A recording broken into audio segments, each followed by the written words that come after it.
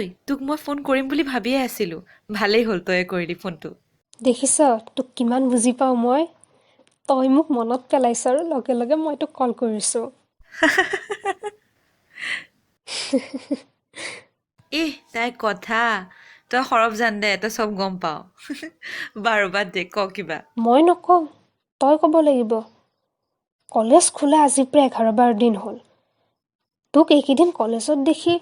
মই বুজিব বাকী নাই যে কিবা এটা হৈছে তোৰ লগৰবিলাকৰ আগত অলপ সুধিব বেয়া লাগে ন সেইকাৰণে ফোন কৰিলোঁ তোক দে কচোন এতিয়া কি হৈ আছে তোৰ মোৰ আকৌ ক'ত কি হোৱা দেখিলি তই কি যে ভাবি থাক নহয় হ'ব দে ঐ মোক ফাঁকি দিব নালাগে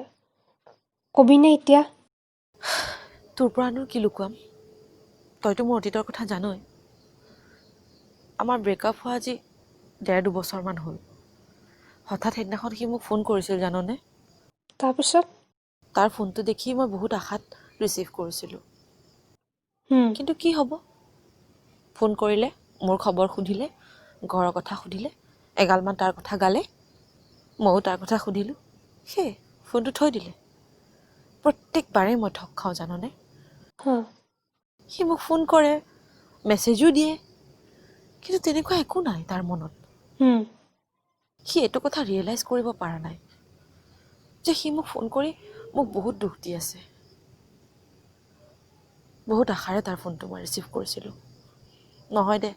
মই ভুল আছিলোঁ বাদ দে এইবিলাক কথা হুম আচলতে কি জান কিছুমান মানুহ আহেই আমাক জীৱনটোত নোপোৱাৰ বেদনাখিনি উপলব্ধি কৰাবৰ কাৰণে আৰু তাতকৈ ডাঙৰ কথা কি তই একো হেৰুৱা নাই বৰঞ্চ তই পাইছহে পিছলৈ এনেকুৱা পৰিস্থিতিত যুঁজিব পৰাকৈ মনৰ শক্তিখিনি পাইছ তই